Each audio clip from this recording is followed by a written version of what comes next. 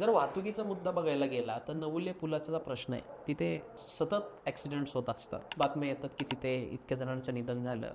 त्या प्रश्नाकडे आत्तापर्यंत का बघितलं नाही गेलं? त्या ॲक्सिडेंट्स होण्यामागचं कारण असं आहे, की तिथं जो स्टीप स्लोप आहे, जो ग्रेडियंट आहे, तिथे त्याला काही कोणती ग्रेडियंट ट्रीटमेंट केली गेलेली नाही.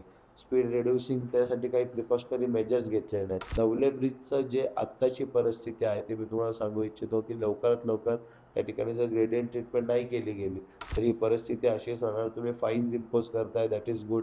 तुम्ही इतर गोष्टी करताय, पण प्रशासन तितकं अजून कडकरित्या त्या गोष्टीमध्ये कारवाई करत नाही. एक स्पीड लिमिटच्या वरती गाडी गेली, तुम्ही 1000 नाही तुम्ही 10,000 फाईन मारा. पण बऱ्याचदा काय होतं, तुम्ही अशा पद्धतीने का बाबा जो कोणी असं काहीतरी करेल, त्याची गाडी जमा होईल, त्याच्यावरती काहीतरी स्ट्रिक्ट ॲक्शन घेतली जाईल. अशा पद्धतीने जेव्हा आपण जाऊ, तर ते कुठेतरी मला वाटतं तो प्रॉब्लेम सॉल्व्ह करू शकतो आपण.